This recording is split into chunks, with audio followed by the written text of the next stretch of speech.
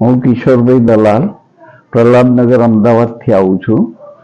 મને પગમાં બહુ તકલીફ થતી હતી ચાલવામાં, અને મારી નસ પકડાઈ ગઈ હતી, ચલાતું જ નહોતું, મારો પગ ઉપડતો નહોતો.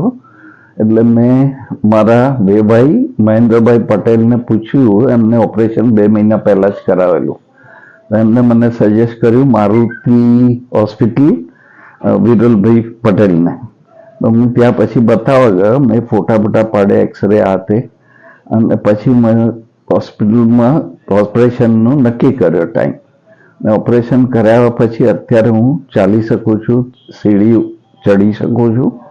અહીંયા સ્ટાફ પણ ઘણો સારો છે, બધા કોઓપરેટિવ છે, અને હવે મને સારું લાગે છે તો રજા આપશે.